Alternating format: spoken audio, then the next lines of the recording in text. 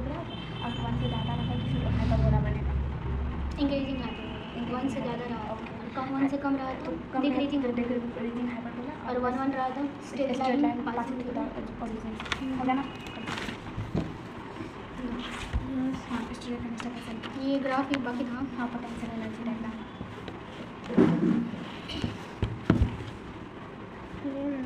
याद ज़बरदस्ती नहीं कीजिएगा, समझी जल्दी जल्दी आ जाइए।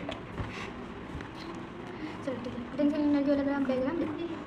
ये तुम्हारा रिएक्टेंट का है और ये प्रोडक्ट का। रिएक्टेंट का जब लिविंग ग्रुप उसके साथ में है, देखो जब तुम्हारा रिएक्शन होता है ना, तो रिएक्टेंट का तुम्हारा जो एनर्जी रहता है वो ज़्यादा रहता है, प्रोडक्ट का एनर्जी कम होता है, तभी जाके वो रिएक्शन प्रोसीड होता है, फॉरवर्ड होता है, मतलब वो रिएक्शन होता है। रिएक्टेंट का ज़्यादा और प्रोडक्ट का कम एनर्जी। हाँ, और कोई भी रिएक्शन तभी प्रोसीड होगा ना जब उसका प्रोडक्ट जो बनेगा उसका एनर्जी कम होगा। एनर्जी कम होता है ना तो प्रोडक्ट फिर स्टेबल होता है। ठीक है, अगर रिएक्शन हो गया और इसका एनर्जी ज़्यादा रहता है ना प्रोडक्ट का, तो फिर वो रिएक्शन फेवर नहीं करता है। ठीक है, बताइए तो सर। तो देखो यहाँ पे इसका रिएक्शन ज़्यादा है, नहीं सॉरी, इसका एनर्जी ज़्यादा रहना चाहिए, प्रोडक्ट कम, नहीं तो वो फेवर नहीं करेगा। हाँ ठीक, कोई भी रिएक्शन में तभी होता है ना जब उसका प्रोडक्ट का एनर्जी जो बन रहा है उसका पोटेंशियल एनर्जी कम होता है। और देखो ये, और इसमें एक ये स्टेप है, और जो रिएक्शन हो रहा है ट्रांजिशन स्टेट के थ्रू हो रहा है। ठीक है, हो गया ना ये क्लियर। यहाँ पे तुम्हारा ट्रांजिशन स्टेट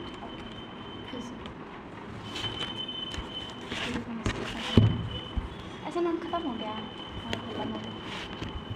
SN2 ही है अभी, SN1 का खत्म हुआ। सॉरी, SN2 स्टीरियो केमिस्ट्री, अब इसका स्टीरियो केमिस्ट्री देख लो ऑरेंज में कैसे स्पेस में तुम्हारा अरेंज होता है। ठीक है, इन SN2 reaction nucleophile attached on substrate.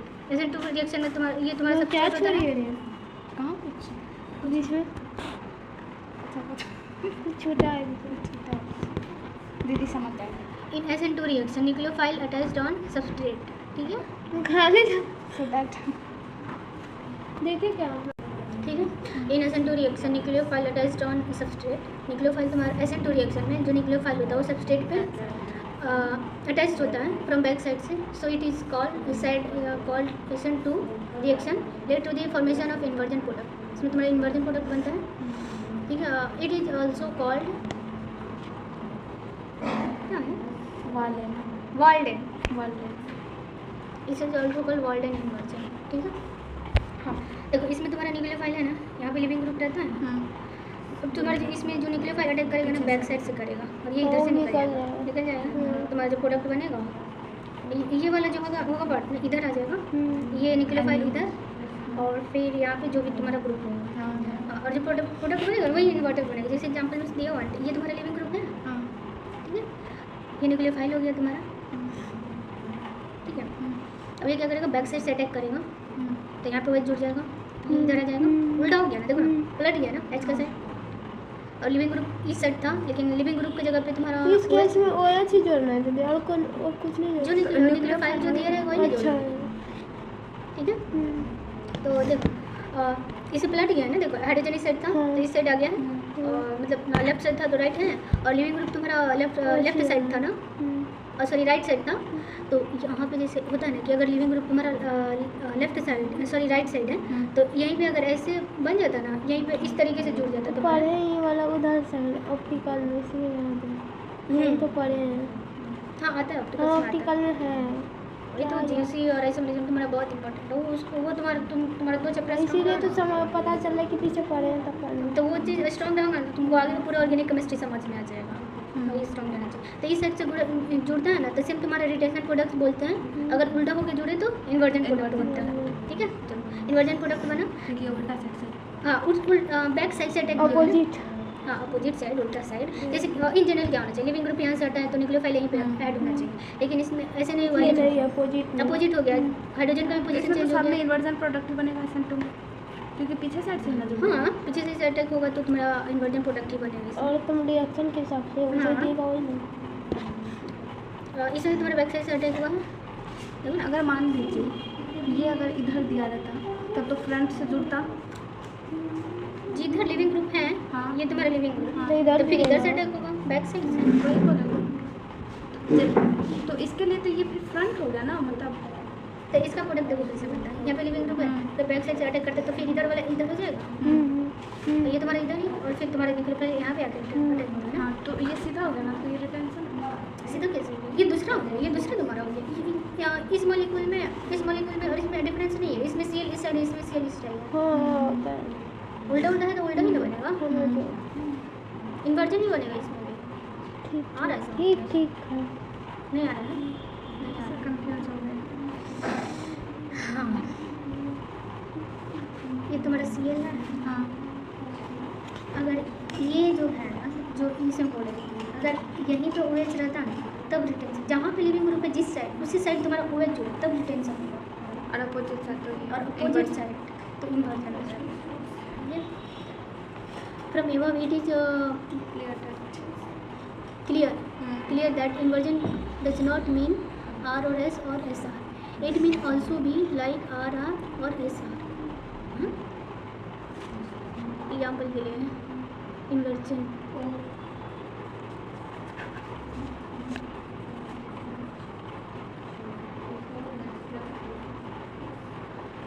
हाँ, इसका इन्वर्जन बनेगा। ये तुम्हारा है आयोडीन इस साइड इधर आ गया आयोडीन पलट के, और हाइड्रोजन इस साइड, तो ये भी तुम्हारा इन्वर्जन है। ये रहा रिटेंशन, ठीक है। इधर आयोडीन है, अगर तुम I- न्यूक्लियोफाइल लेती हो सेम हो जाएगा। सेम ही होगा, लेकिन फिर भी हट रहा है ना। ये तुम्हारा I- न्यूक्लियोफाइल जो आएगा उसको रिप्लेस करेगा ना। तो अगर तुम्हारा फ्रंट साइड से करेगा ना, आइडेंटिकल। हाँ अटैक, फ्रंट साइड से करेगा अटैक ना, तो तुम्हारा फिर यही बन जाएगा, आइडेंटिकल बन जाएगा। हाँ आइडेंटिकल है। तो वही बोल रहे हैं कि इन्वर्जन का मतलब ये नहीं होता है ना कि तुम्हारा RS हो या फिर SR हो। इसका इन्वर्जन का मतलब R भी हो सकता है और SR भी हो सकता है। वही देखो, अगर इसमें अगर इससे सेट यहाँ पे जुड़ रहा है आयोडीन लिविंग ग्रुप यहाँ पे है, और यहाँ पे आयोडीन तुम्हारा न्यूक्लियोफाइल है। यहाँ से इस साइड से हट के इसी साइड जुड़ गया ना, तो तुम्हारा ये रिटेंशन बन जाएगा, ठीक है। और फिर I- निकल जाएगा। कंक्लूजन देखो, इफ इन ऐसे two reaction both nucleophile and living group are identical, then the SN2 lead to the formation of racemic.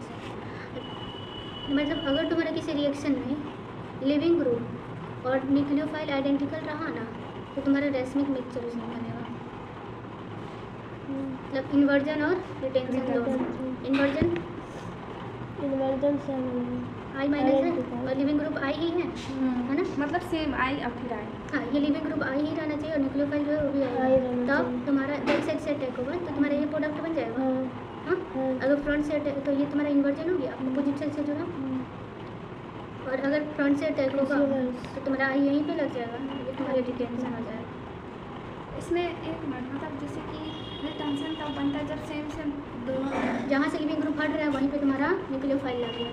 हाँ, और देखो कंक्लूजन यही है कि अगर न्यूक्लियोफाइल और लिविंग ग्रुप सेम रहा, आइडेंटिकल रहा, तो तुम्हारा रेसमिक मिक्सचर बनेगा और वो वही हम identical बोले कि ये दोनों अगर सेम मान लीजिए, जैसे यहाँ है ना, ये है I- लिविंग, सॉरी ये लिविंग, हाँ, लिविंग, फिर ये भी सेम है, ठीक है, ये दोनों, तो फिर इसमें रिटेंशन बनेगा और हाँ, रिटेंशन भी बनेगा, इन्वर्जन भी बनेगा, दोनों इसमें बनेगा, दोनों बनेगा। वही ना।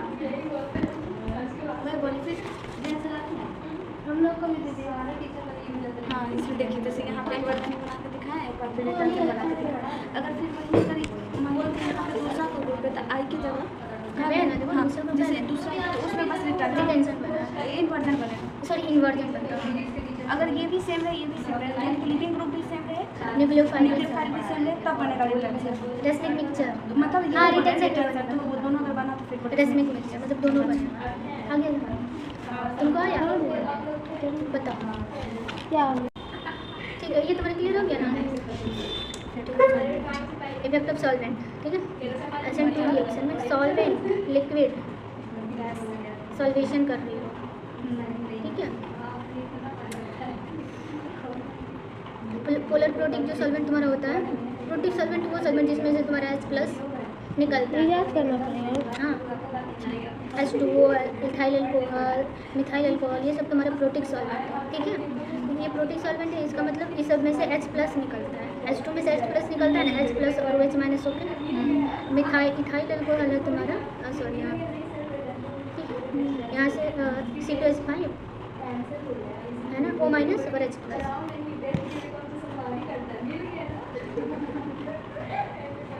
O माइनस तो प्रोटिक सॉल्वेंट वो सॉल्वेंट जिसमें से तुम्हारा H प्लस निकलता है वो तुम्हारा प्रोटिक सॉल्वेंट, और ये प्रोटिक सॉल्वेंट जो H प्लस नहीं देता, ठीक है, जैसे DSMO होता है तुम्हारा, निकलता देता नहीं है।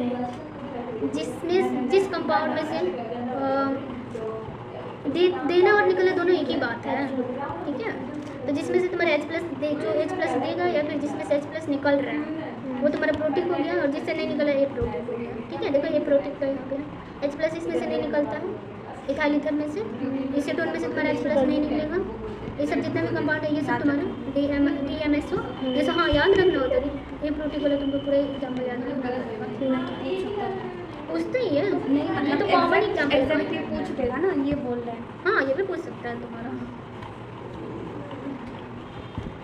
हाँ तो देखो ये तुम्हारा SN2 हो गया, वही वाला सेम एग्जाम्पल से क्लियर है ना। SN2 में देखो CH3 है, Cl है। अब देखो ये भी डायरेक्ट तुम्हारा इक्वेशन दे दिया, डायरेक्ट रिएक्शन दिया हुआ है, Cl हट गया, OH जुड़ जाएगा और Cl निकल जाएगा।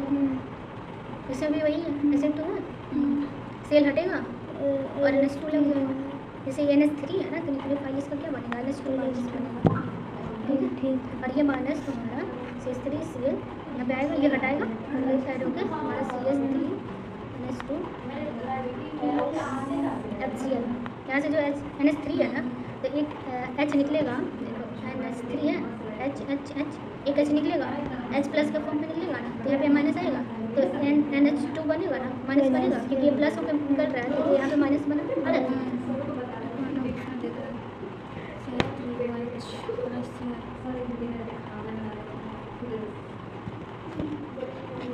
इसमें H कहाँ निकला है? तो कहाँ इसमें H दिखाया है, कहीं दिख रहा है। ये निकला तो इतना जुड़ गया। अब इसमें निकला है ना, इसमें H निकलेगा, इसको न्यूक्लियोफाइल बनाना है ना। इसका रिएक्शन जानती हो कैसे होगा, देखो ना बता रहे हैं, ये NH है ना, एक बॉन्ड टूटेगा इसका, फिर देखो इसका EN कम है ना हाइड्रोजन का और इसका EN ज़्यादा है, तो ये क्या करेगा, ये पूरा इलेक्ट्रॉन लेके और H प्लस को बाहर खींच देगा बिना इलेक्ट्रॉन का। और ये अगर माइनस में जा मतलब प्लस के साथ जा रहा है तो इसका इलेक्ट्रॉन ये पूरा खींचा तो यहाँ पर माइनस आ जाएगा ना, तो NH2 है ना H2 और ये एक माइनस NH2 माइनस है ना, और ये तुम्हारा CS है ना CH3Cl है ना। अब तुम्हारा ये Cl माइनस का फॉर्म में निकल जाएगा ना, फिर यहाँ प्लस आएगा CH3 प्लस और ये NH2 माइनस आगे डन हो जाएगा तुम्हारा CH3 और बाकी जो यहाँ पे H प्लस निकला था और ये Cl माइनस यहाँ से निकला है ना, इसमें से निकलेगा ना Cl माइनस H प्लस निकला, इससे नहीं बनाना। बोलो नहीं समझ में आया, समझ लो बोलो सच्ची नहीं लग रहा चाहिए, नहीं आया ना, बोलो डाउट क्या है, डाउट पूछो ना।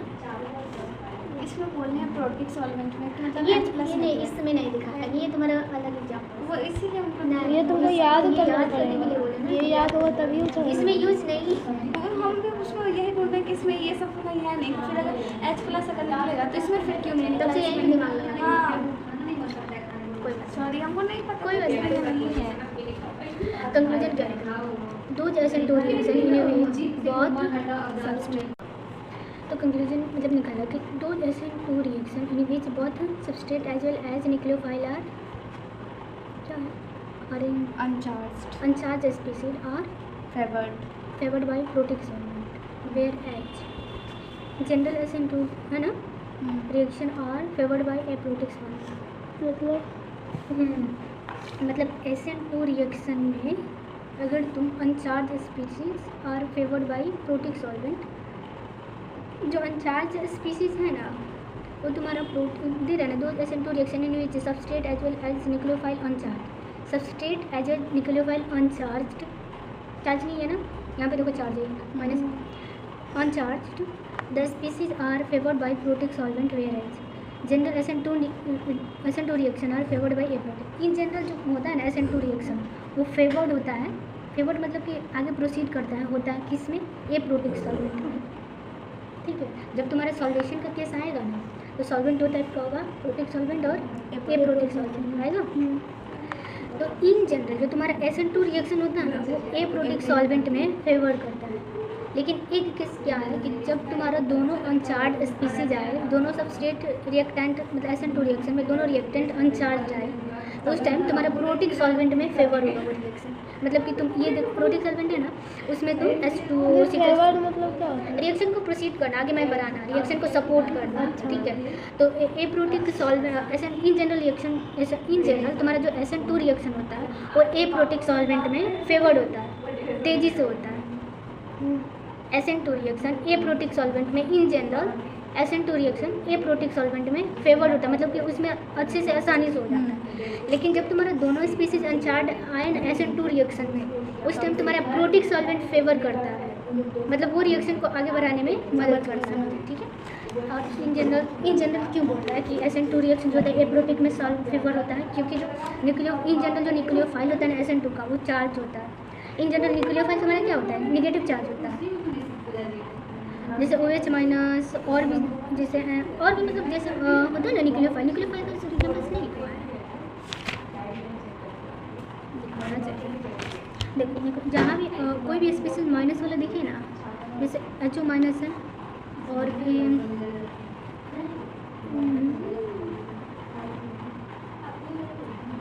ये आ गया तो देख लेना। लेकिन इन जनरल माइनस वाला जो स्पीसीज दिखे तो वो तुम्हारा चार्ज स्पीसीज हो गया। और जैसे माइनस वाला होता है मतलब उसके पास क्या है, इलेक्ट्रॉन है।